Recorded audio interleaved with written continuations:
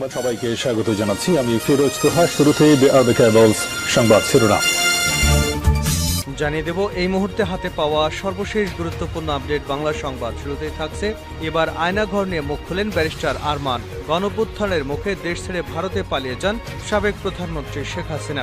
এরপরই আয়নাঘর থেকে বেরিয়ে আসেন সাবেক এক সেনা কর্মকর্তা সহ গুম হওয়া বেশ কয়েকজন। এ তালিকায় আছেন বাংলাদেশ জামায়াতে ইসলামীর তৎকালীন নেতা মীর কাশেম আলী ছেলে ব্যারিস্টার আরমান। সেখানে প্রায় ৮ মাস আটক ছিলেন তিনি। বার্তা সংস্থা এপিকে দেওয়া এক সাক্ষাৎকারে ওই বন্দিশালাকে শেখ হাসিনার গোপন কারাগার আখ্যা দিয়েছেন আরমান। কিভাবে তার কারাগারে জীবন কেটেছে, কিরকম অবস্থায় ছিলেন, এ বিষয়ে থাকছে একটি বিস্তারিত আলোচনার সঙ্গে থাকুন। এবারে জানাবো গুমের সঙ্গে জড়িত রাষ্ট্রীয় বাহিনীর সদস্যদের গ্রেপ্তারে সরকারকে ২৪ ঘন্টার আলটিমেটাম বেঁধে দিয়েছে গুম হওয়া পরিবার নিয়ে গঠিত সংগঠন মায়ের ডাক। বুধবার রাজধানী জাতীয় প্রেস ক্লাবের সামনে আয়োজিত মানববন্ধন থেকে এই আলটিমেটাম দেন সংগঠনটির অন্যতম সমন্বয়ক সানজিদা ইসলাম। জানাবো কোটা আন্দোলনকারী হত্যার তদন্ত শিগগিরই করবে জাতিসংঘ। কোটা সংস্কার আন্দোলনের সময় বিক্ষোভকারীদের হত্যা করার বিষয় জাতিসংঘ শিগগিরই তদন্ত শুরু করবে বলে জানালেন সংস্থাটির মানবাধিকার বিষয়ক প্রধান ভলকার তুর্ক। বুধবার অন্তর্বর্তীকালীন সরকারের প্রধান উপদেষ্টা অধ্যাপক মোহাম্মদ ইউনূসের সঙ্গে টেলিফোনে আলাপকালে এ মন্তব্য করেন তিনি। এবারে থাকছে নারায়ণগঞ্জ ৪ আসনের সদ্য সাবেক সংসদ সদস্য শামীম ওসমান। তার ছেলে ভাতিজাকে নিয়ে অস্ত্র হাতে নিরস্ত্র ছাত্র জনতার উপর গুলিবর্ষণ করেছে বলে অভিযোগ করেছেন জেলা বিএনপির আহ্বায়ক মোহাম্মদ গিয়াসউদ্দিন। তিনি বলেন, তারা বড় বড় কথা বলে বোরকা পরে রাতের অন্ধকারে পালিয়ে গেছে। এদের ছাড়া হবে না, আমরা আইন হাতে তুলে নেব না, তাদের বিরুদ্ধে আইনানুগ ব্যবস্থা গ্রহণ করা হবে। এদিকে ধানমন্ডির ৩২ নম্বরে রোকেয়া প্রাচীর উপর হামলা। রাজধানীর ধানমন্ডির ৩২ নম্বরে জাতীয় পুরস্কারপ্রাপ্ত অভিনেত্রী রোকেয়া প্রাচীর উপরে হামলার অভিযোগ উঠেছে। বুধবার বঙ্গবন্ধু শেখ মুজিবুর রহমানের বাসভবনে প্রদীপ প্রজ্বলনের সময় এ হামলা হয়। এই অভিনেত্রী ১৫ই আগস্টের শোক দিবস উপলক্ষে ফেসবুকে সেখানে অবস্থান কর্মসূচি ঘোষণা দিয়েছিলেন। সন্ধ্যা নাগাদ সেখানে শতাধিক সংস্কৃতি কর্মী জড়ো হন। এছাড়াও সেখানে মিডিয়া কর্মীরাও ছিলেন। এবং সর্বশেষ জানাবো ১৫ই আগস্টে শহীদ মিনারের ছাত্রদল, গুলিস্তান ও ধানমন্ডিতে বিএনপির অবস্থান। কেন্দ্রীয় কর্মসূচির অংশ হিসেবে ১৫ই আগস্ট বায়তুল মোকাররম, গুলশান ও ধানমন্ডিতে অবস্থান কর্মসূচি পালন করবে বিএনপি। এছাড়া নয়াপল্টনের কেন্দ্রীয় কার্যালয়ের সামনে অবস্থান নেবে দলটির নেতাকর্মীরা। কেন্দ্রীয় কার্যালয়ের সামনে কর্মসূচিতে প্রধান অতিথি হিসেবে থাকবেন দলটির মহাসচিব মির্জা ফখরুল ইসলাম আলমগীর। এতক্ষণ শিরোনাম শুনছিলেন, এবার বিস্তারিত। প্রিয় দর্শক, আপনি যদি এই চ্যানেলে নতুন হয়ে থাকেন, ভিডিওটি দেখতে দেখতে চ্যানেলটি সাবস্ক্রাইব করে আমাদের সঙ্গে থাকুন। আর এই ভিডিও সম্পর্কে আপনি আপনার মূল্যবান মতামতটি কমেন্ট বক্সে জানিয়ে দিন। আর হ্যাঁ প্রিয় দর্শক, জানিয়ে দিন ভিডিওটি কোথা থেকে দেখছেন। আয়নাঘর নিয়ে মুখ খুলেন ব্যারিস্টার আরমান। গণঅভ্যুত্থানের মুখে দেশ ছেড়ে ভারতে পালিয়ে যান প্রধানমন্ত্রী শেখ হাসিনা। এরপরই আয়নাঘর থেকে বেরিয়ে আসেন সাবেক এক সেনা কর্মকর্তা সহ গুম হওয়া বেশ কয়েকজন। এ তালিকায় আছেন বাংলাদেশ জামায়াতে ইসলামীর তৎকালীন নেতা মীর কাশেম আলী ছেলে ব্যারিস্টার আরমান। সেখানে প্রায় ৮ বছর আটক ছিলেন তিনি। বার্তা সংস্থা এপিকে দেওয়া এক সাক্ষাৎকারে এই বন্দিশালাকে শেখ হাসিনার গোপন কারাগার আখ্যা দিয়েছেন আরমান। তিনি বলেন, চোখ বেঁধে হাতে হ্যান্ডকাপ পরিয়ে দীর্ঘ ৮ বছর পর গোপন কারাগার থেকে তাকে বের করে নিয়ে আসা হয়। তবে কেন বের করা হচ্ছে তা জানতেন না তিনি। কি হয় এ নিয়েও বেশ আতঙ্কের মধ্যেই ছিলেন। একটি পিস্তল লোড করার শব্দ শুনতে পান তিনি। গুলি করার বদলে এদিন ঢাকার উপকণ্ঠের একটি কর্দমাক্ত জায়গায় গাড়ি থেকে জীবিত অবস্থায় ফেলে দেওয়া হয় ৪০ বছর বয়সী এই ব্যারিস্টারকে। তবে মুক্ত হবার পর ব্যারিস্টার আরমান জানতেন না দেশের শিক্ষার্থীদের আন্দোলন চলছিল। এপিকে ব্যারিস্টার আরমান বলেন, ৮ বছরের মধ্যে সেদিন আমি প্রথমবারের মতো মুক্ত বাতাস পাই। আমি ভেবেছিলাম তারা আমাকে মেরে ফেলবে। ব্যারিস্টার আরমানকে আটকে রাখা হয়েছিল একটি গোপন কারাগারের জানালাবিহীন একটি ঘরে। এই কারাগারে যারা থাকেন সেখানে তারা নিজেকে ছাড়া আর কাউকে দেখতে পান না। তিনি জানান, গোপনে এই কারাগারের কারারক্ষীরা সারাক্ষণ উচ্চ শব্দে গান ছেড়ে রাখত। এজন্য আজান শোনা যেত না এবং কখন কোন নামাজের সময় হয়েছে তাও বোঝা যেত না। এছাড়া কত সময় আটকে আছেন সেটিও বোঝার কোনো উপায় ছিল না।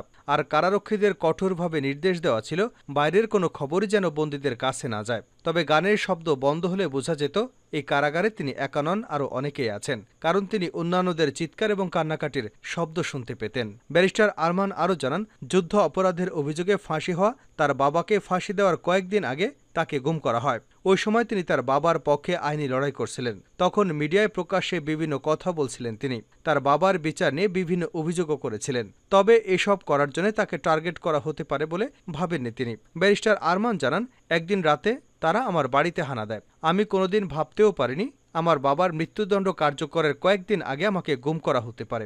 আমি তাদের বলতে থাকি, আপনারা জানেন আমি কে, আমাকে আমার মামলা চালিয়ে যেতে হবে, পরিবারের পাশে থাকতে হবে। আরমানকে গুম করবার 4 সপ্তাহ পর মীর কাশেম আলীর ফাঁসির দণ্ড কার্যকর করা হয়, কিন্তু সে খবর আরমান জানতে পারেন আরও 3 বছর পর। সেখানকার এক রক্ষী ভুলক্রমে তাকে জানিয়ে দেন তার বাবা মীর কাশেম আলীর মৃত্যুদণ্ড কার্যকর করা হয়েছে। তার বন্দিকালীন সময় পরিবার যেন গুমের ব্যাপারে কোনো কথা না বলে সে ব্যাপারে প্রতি বছরই সতর্ক করে দেওয়া হতো। নিজের মুক্ত জীবনের জন্য শিক্ষার্থীদের ধন্যবাদ জানিয়ে ব্যারিস্টার আরমান বলেন, পুরো বিষয়টি সম্ভব হয়েছে কিছু তরুণের মাধ্যমে। যখন আমি এসব শিশু বাচ্চাদের দেখি আমি সত্যি আশা দেখি। এটি একটি সুযোগ হবে যেখানে বাংলাদেশ নতুন দিক খুঁজে পাবে। গুমের সঙ্গে জড়িতদের গ্রেপ্তারে 24 ঘণ্টার আলটিমেটাম। গুমের সঙ্গে জড়িত রাষ্ট্রীয় বাহিনীর সদস্যদের গ্রেপ্তারে সরকারকে 24 ঘণ্টার আলটিমেটাম দিয়েছে গুম হওয়া পরিবারদের নিয়ে গঠিত সংগঠন মায়ের ডাক। আজ রাজধানীর জাতীয় প্রেস ক্লাবের সামনে আয়োজিত মানববন্ধন থেকে এই আলটিমেটাম দেন সংগঠনটির অন্যতম সমন্বয়ক সানজিদা ইসলাম। তিনি বলেন, সেনা কর্মকর্তা জিয়াউল হাসান ও তারেক সিদ্দিকের মতো কর্মকর্তাদের গ্রেপ্তারের দাবি জানাই, যারা গুমের সঙ্গে জড়িত ছিলেন। আমরা সরকারকে 24 ঘণ্টার আলটিমেটাম দিয়েছি। একই সঙ্গে এই সময়ের মধ্যে নিখোঁজ ব্যক্তিদের তথ্য প্রকাশ করবার দাবিও জানিয়েছেন তিনি। এর আগেও একাধিকবার সংগঠনটির পক্ষ থেকে গুমের সঙ্গে জড়িতদের বিচারের আওতায় আনার দাবি জানানো হয়েছিল। একই সঙ্গে গুমের শিকার ব্যক্তিদের আয়নাঘরের মতো বন্দিশালা থেকে নিঃশর্ত মুক্তি দিয়ে পরিবারের কাছে ফিরিয়ে দেওয়ার দাবি এবং জাতিসংঘ ও নাগরিকদের তত্ত্বাবধানে দ্রুত একটি কমিশন গঠন করবার দাবি জানান তারা। শামীম ওসমান ছেলে ও ভাতিজাকে নিয়ে ছাত্রদের উপর গুলি করেছে বিএনপি নেতা গিয়াসউদ্দিন। নারায়ণগঞ্জ 4 আসনের সদ্য সাবেক সংসদ সদস্য শামীম ওসমান ও তার ছেলে ভাতিজাকে সঙ্গে নিয়ে অস্ত্র হাতে নিরস্ত্র ছাত্র জনতা এবং বিএনপি নেতাকর্মীদের উপর গুলি করেছে বলে অভিযোগ করেছেন জেলা বিএনপির সভাপতি মোহাম্মদ গিয়াসউদ্দিন। তিনি বলেন, তারা বড় বড় কথা বলে বোরকা পরে পালিয়ে গেছেন, এদের ছাড়া হবে না। আমরা আইন হাতে তুলে নেব না, তাদের বিরুদ্ধে আইনানুগ ব্যবস্থা নেওয়া হবে। বুধবার দুপুরে নারায়ণগঞ্জে জেলা বিএনপির অবস্থান কর্মসূচিতে অংশ নিয়ে একথা বলেন তিনি। গণহত্যার দায়ে শেখ হাসিনার বিচারের দাবিতে কেন্দ্রীয় কর্মসূচির অংশ হিসেবে সিদ্ধিরগঞ্জে ডাচবাংলা ব্যাংকের সামনে এই অবস্থান কর্মসূচির আয়োজন করা হয়। কর্মসূচিতে বক্তব্য দেন জেলা বিএনপির সাধারণ সম্পাদক গোলাম ফারুক সহ আরও অনেকে। বিএনপি নেতা গিয়াসউদ্দিন বলেন, নারায়ণগঞ্জের এই সন্ত্রাসী বাহিনী এমন কোনো অপকর্ম নেই যা তারা করেনি, এমন কোনো সরকারি প্রতিষ্ঠান নেই যা তারা দখল করেনি। সবকিছু তাদের নিয়ন্ত্রণে ছিল। আমাদের বিরুদ্ধে মিথ্যা মামলা দিত যেন আমরা এলাকা ছেড়ে চলে যাই। আবার মুখে অনেকেই ভালো ভালো কথা বলেছে। তাদের জন্য নারায়ণগঞ্জের প্রতিটি শ্রেণীর মানুষ অতিষ্ঠ হয়ে গেছে। এই সন্ত্রাসীদের শাস্তির আওতায় আনতে হবে। বিএনপি নেতাকর্মীদের উদ্দেশ্যে গিয়াসউদ্দিন বলেন, বিএনপির নাম ভাঙিয়ে অপকর্ম করবেন না। যারা অপকর্ম করবেন আমাদের কাছে খবর আছে, তাদের সাইজ করে দেওয়া হবে। 15 আগস্ট শহীদ মিনারের ছাত্রদল, গুলিস্তান ও ধানমন্ডিতে বিএনপির অবস্থান।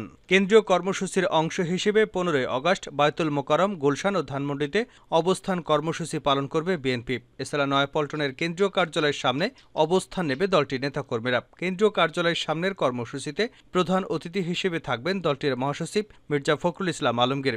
একই দাবিতে কেন্দ্রীয় শহীদ মিনারে অবস্থান নেবে জাতীয়তাবাদী ছাত্রদল। সকাল 8টা থেকে রাজধানীর এসব স্থানে বিপুল সংখ্যক নেতাকর্মী জমায়েত করবার নির্দেশনা দেওয়া হয়েছে। যদিও বুধবার রাত থেকেই ধানমন্ডির 32 নম্বরে অবস্থান নিয়েছে ছাত্রদলের বিপুল সংখ্যক নেতাকর্মীরা। বুধবার এক প্রেস বিজ্ঞপ্তিতে জানানো হয়, পলাতক খুনি শেখ হাসিনা তার দোসরদের যথাযথ বিচারের দাবিতে 15 আগস্ট বায়তুল মোকাররম 1 নং গেট থেকে শুরু করে আওয়ামী লীগের কার্যালয় সহ আশপাশের এলাকায় অবস্থান কর্মসূচিতে নেতৃত্ব দেবেন ঢাকা মহানগর দক্ষিণ বিএনপির আহ্বায়ক রফিকুল আলম মজনু। সায়েন্স ল্যাব থেকে ধানমন্ডির 32 নম্বর পর্যন্ত অবস্থান কর্মসূচিতে নেতৃত্ব দেবেন বিএনপির জাতীয় নির্বাহী কমিটির সদস্য শেখ রবিউল আলম। দুটি স্থানে সকাল 8টা থেকে পরবর্তী নির্দেশ না দেওয়া পর্যন্ত নেতাকর্মীরা অবস্থান করবেন। এদিকে ছাত্রদলের কেন্দ্রীয় দপ্তর সম্পাদক জাহাঙ্গীর আলম স্বাক্ষরিত এক প্রেস বিজ্ঞপ্তিতে জানানো হয়, 15 আগস্ট সকাল 8টা থেকে পিলখানা বিডিআর বিদ্রোহের নামে দেশি বিদেশি ষড়যন্ত্রে সেনাবাহিনীর অফিসার হত্যা, 28 অক্টোবর লগিবৈঠার তাণ্ডব, শাপলা চত্বরে রাতের অন্ধকারে অসংখ্য নিরীহ আলেম ও মাদ্রাসা ছাত্র হত্যা, গত 15 বছরে অসংখ্য গুনখুম, রাষ্ট্রীয় বাহিনীগুলোকে দানবে পরিণত করার মাধ্যমে বিএনপি সহ বিরোধী দলগুলোর গণতান্ত্রিক আন্দোলনকে নিষ্ঠুরভাবে দমন, কোটা সংস্কার আন্দোলন ও নিরাপদ সড়কের দাবিতে আন্দোলনে নৃশংসতার মূল হোতা পলাতক খুনি শেখ হাসিনা এবং তার দোসরদের যথাযথ বিচারের দাবিতে কেন্দ্রীয় শহীদ মিনারে ছাত্রদলের অবস্থান কর্মসূচি আয়োজন করা হয়েছে।